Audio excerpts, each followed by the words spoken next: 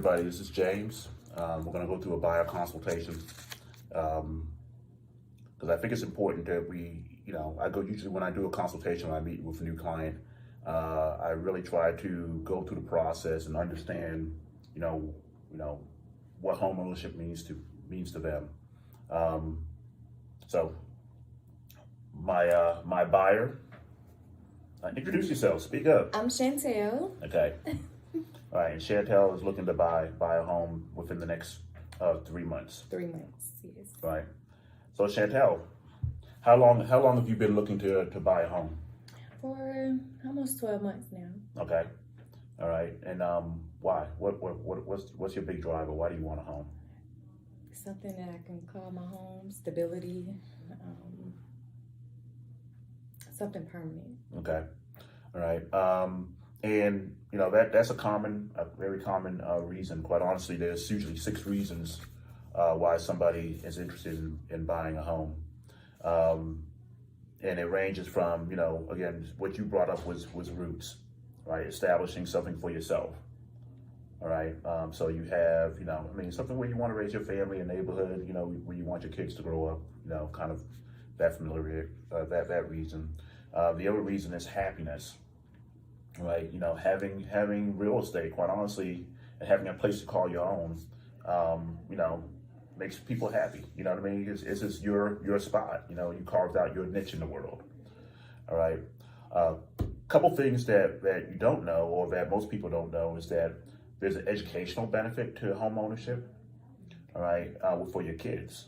So kids that grow up in homes that their parents owned, they do better in school. Have you ever heard that before? I have. Okay. The other reason that's actually not on this is that kids that grow up in homes that their parents own, they tend to be homeowners. All right. So now you're setting your child up, your kids up for generational wealth, right? Because now they're watching you and they see the habits that you just developed, right? So now when your youngest is how old? 6. 6. So your 6-year-old, right, growing up in a home that that you own. All right. So when he's old enough to make decisions, he's going to realize that, hey, you know what? Go out, get a job, or go to school, get a job, or whatever. But then, that home ownership is an important step. All right, and they're going to look to you. They're looking to you now for that example. All right. The other reasons why most people buy a home is what I call the secret bank account. All right. So in that bank account, there's a tax savings you get from that interest that you're paying on the loan. So the biggest part of your mortgage is going to be interest. Right. You can still write off that interest when you itemize your taxes. All right, so that's a big savings. All right. The other part is the equity. So every month you're making a payment, a portion of that goes towards paying off your loan, paying off the principal, and you own more and more of that house as you continue to make that payment. Right. So over 30 years, or you can shorten that period by making more principal payments. But you own more of that property. The last reason is appreciation. All right, so the market, like the homes you buy, they go up in value. Right, the trend line is 4% every year. All right, I'm gonna give you my personal example. So I bought my house in 2016. I moved to Atlanta and I bought a townhome. All right, you have a pen on you? All right, so I bought that house for $215,000 in 2016. All right, so now I currently owe only $165. All right, so that means through my payments, I've accumulated, is that 5? Yeah, $50,000 in paid-in equity. All right, so over from 2016 to now, I've made basically about $50,000 has gone off that note. All right, so that's equity that I paid in. All right, my home, the last one to sell in my neighborhood was $395. All right, so take away the 215 from that. All right, that's 180,000 that I've gotten in appreciation. So my home value has gone up 180,000 from the time I bought it. All right, so you add these two together. All right, you got 13. So that's 230,000 that I have in total equity. All right, 180 of it coming from the appreciation of my asset, and 50,000 coming from the payments I've made down on my asset. All right. So you're currently in an apartment, right? Yes. Were you in the apartment in 2016? No. Okay. Well, I mean, you lived somewhere in 2016, right? Yes. And has your household where you lay your head, has that been able to create $230,000 for you? No. Right. I wish. Right. Exactly. So I mean that's the reason that goes back to the reason on why you buy a house and the benefits of it, right? That a lot of people don't capture. Like when you leave your apartment, they're not going to give you. You'll be lucky if you get your deposit back. Yeah. All right. But over that same time, I was able to because I went in and I bought, I was able to accumulate another $230,000 in my secret bank account. You got it? I like it. All right. So, and reason why I want to go through this because really, I need to know your big why, right? So your why is roots. I'm telling you that, there's another secret, there's a reason why you do it and the reason why I say that, because there's going to be times during this process where, you're going to be like, oh, this is too hard. Or, it's simple. It's a simple, it's a simple process, but it ain't always easy, so, it's going to really require your determination, but, you too can tap into it at some point, that 10 years down the road from the time we close on your house, all right, that you'll have this secret bank account that now your kid is 16, all right, and getting ready for college. Wouldn't it be nice to know that you have some equity you could tap into if you needed to, all right, or even this, let's say your kid never needs that. All right, and 15 years down the road, and your kid is 21, he's off, and now you're by yourself. All right, it'd be nice to have that secret bank account that now you can live your best life. All right, so let's get into the process of how you buy a house, right? So there are steps to this, and I orchestrate people through this process on a regular basis. I take them down this line in terms of how they're going to buy. All right. So first step, nothing happens until you get pre-approved, and so I partner you up with one of my lenders, or if you have your own preferred lender. But the whole thing is, I want to make sure that you're pre-approved because you'll know how much home you can afford. All right, and knowing that knowledge of that how much home you can afford, kind of helps your steps in terms of getting pre-approved. In terms of finding a home.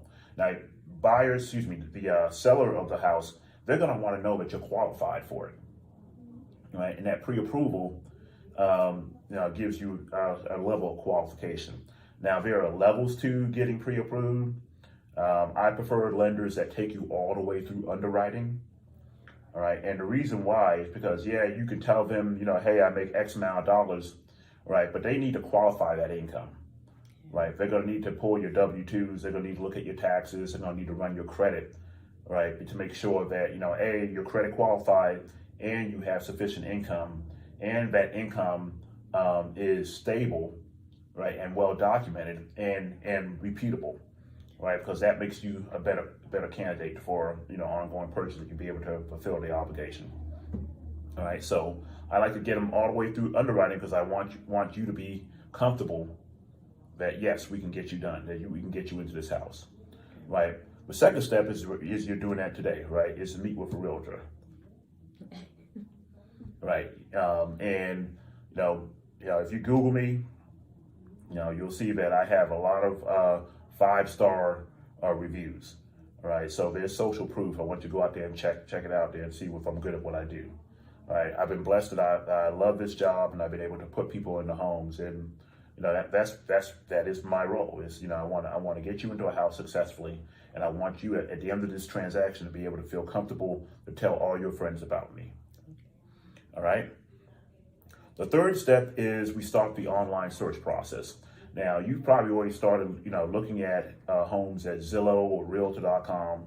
Right, the difference in today's world versus when a realtor back in the day, right? Back in the day, the regular consumer did not have access to, information like where homes are and that. Today they do. All right, I'm gonna make sure we get the right angle. All right, today they do.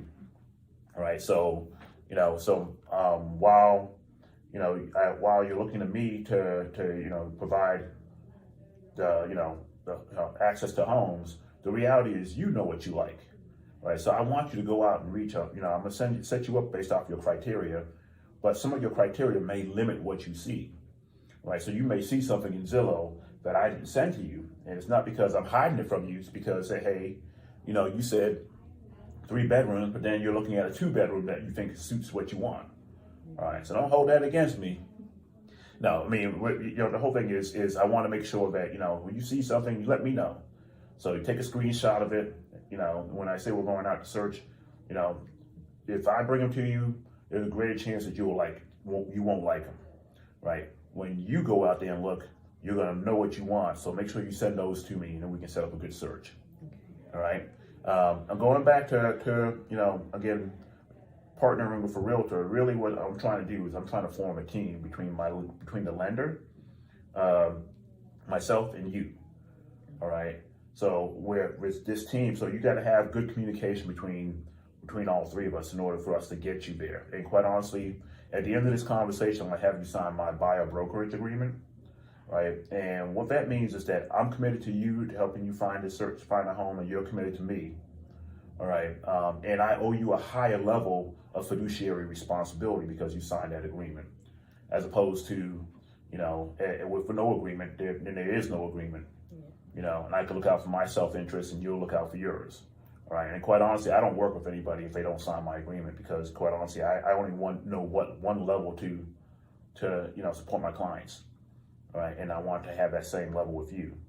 All right, and that means that when you see something, I'm more willing to go. We're willing to schedule time for us to go out because we're on the same page. All right.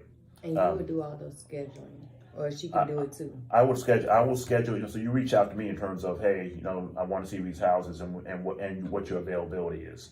All right, and we'll schedule something. And it may not be me taking you out. I may have one of my showing assistants go out and show the house for you, right? But the reality, because we're having this conversation, we'll be working together, and the rest of my team will help us. So I have an assistant, a transaction coordinator, and several agents that show homes for me.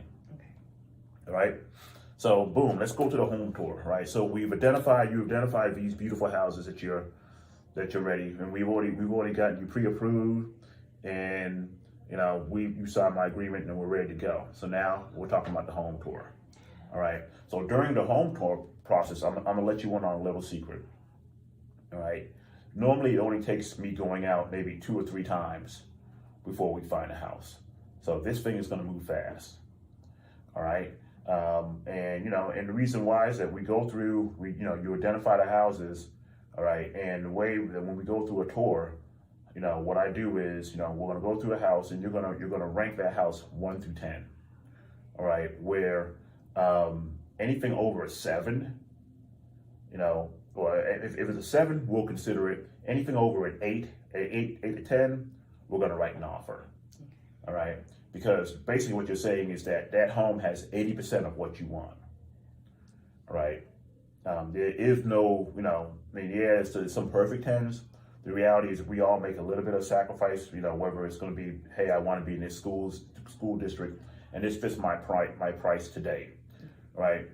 You're better off making a decision on that right house, rather than looking for that perfect one and letting years and years go by where you're still paying rent, right? That's dead money, right? The whole thing I told you about that secret bank account, you need to get that bank account started now, right? So, and because these homes don't have, it's not going to have to be your forever home.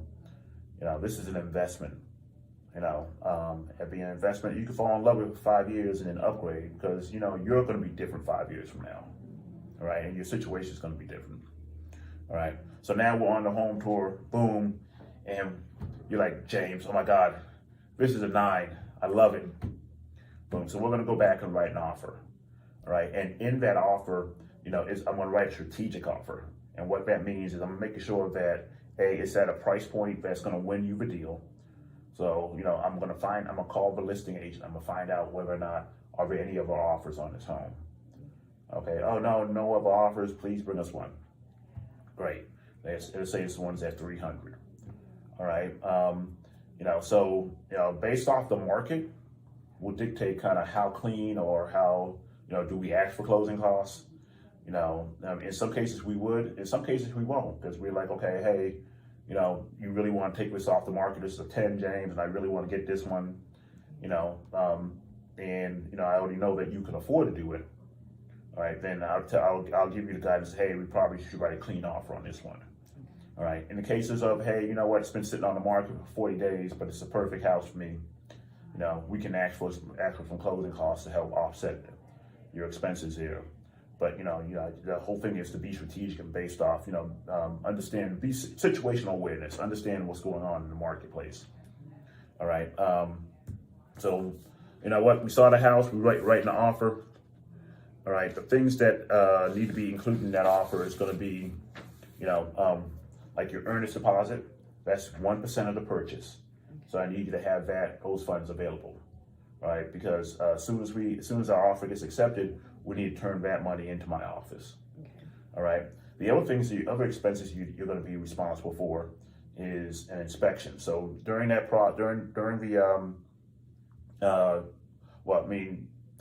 let's go back. So there's initial negotiations with the offer. All right. So that's when I'm having some conversations with the listing agent about the price that we're going to offer. All right. That gets agreed upon. Now we're binding.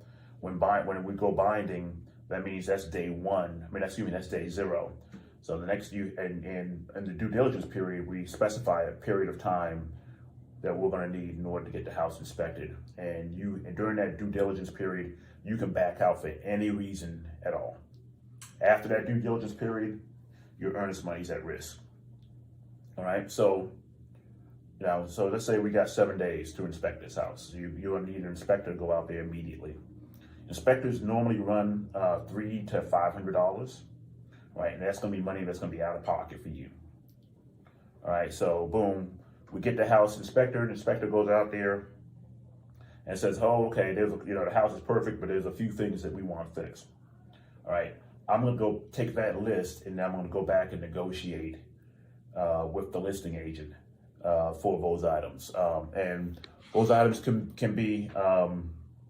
It could be like a home warranty that maybe the appliances are older, all right, or the hot water heater is older, right? That's usually $1,000 fix. But what I'll do is I'll get you a home warranty, because you're going to have some experience. You're going to have some expenses as a homeowner. This is what comes with being able to tap into that secret bank account. That there's going to be some expenses that you're going to have, all right. So don't get nitpicky on me, all right.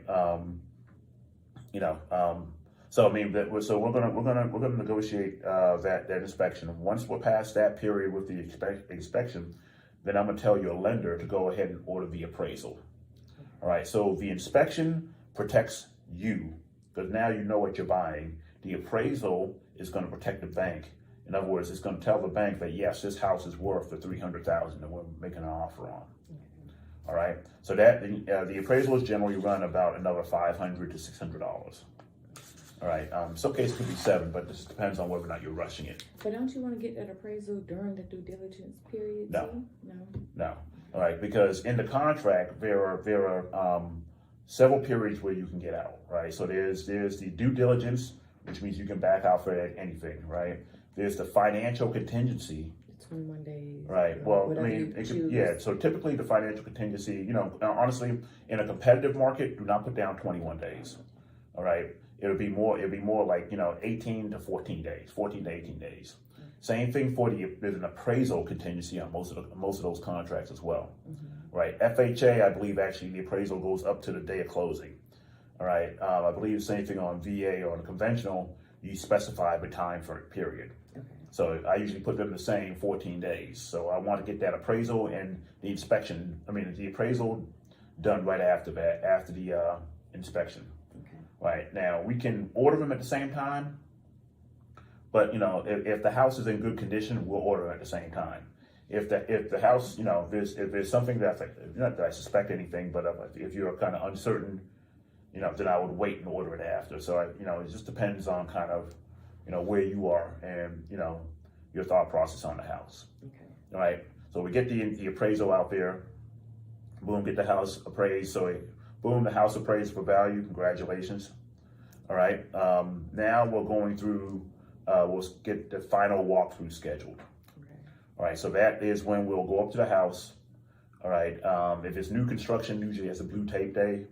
Right. If it's an existing house, basically all the things that we ask for them to correct, we will go back to inspect and make sure they've completed those things. Okay. All right. So final walkthrough, we make sure all that's done. All right. In the meanwhile, the lender is going to send you the closing disclosures. They call it the CD package. All right. So this is when they verify what your payments are going to be. Verify, you've already hopefully locked in your interest rate. Right. And they're going to tell you what your monthly payment's going to be and tell you what cash you need to bring to a closing table. Okay. All right. So once you sign that, and that has to be 3 days before closing, that you need to have seen that document. Otherwise, we can't close until 3 days have passed. Right? They get that acknowledgement. Now, in the background, you're starting the process of making sure you have you transferred via gas or and setting all those things for closing date when you're going to take over that. Okay. So you're doing all that paperwork. The attorney's office is going to have given you wiring instructions.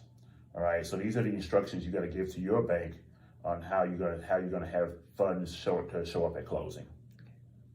All right. Okay. Any questions so far? Not at the moment. All right. So the next step is number 14, is one that everybody is waiting for. That's when you go up. You got to bring 2 forms of identification.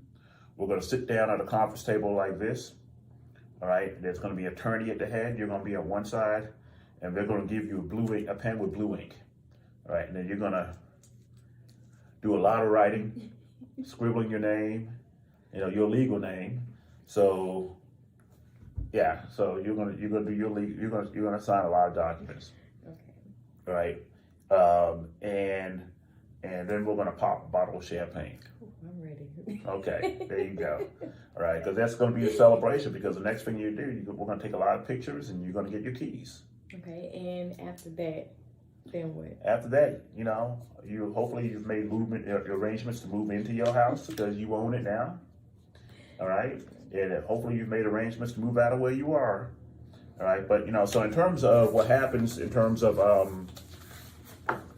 when do you make your first payment? Normally from the day you close, it's going to be, you get I won't say a free month. You're actually prepaying the interest rates, the interest at closing. Okay. So, but you get a 30-day break before your next payment's due. So if we close in the middle of August, basically September is going to look like it's free, and your first payment is going to be due October 1st.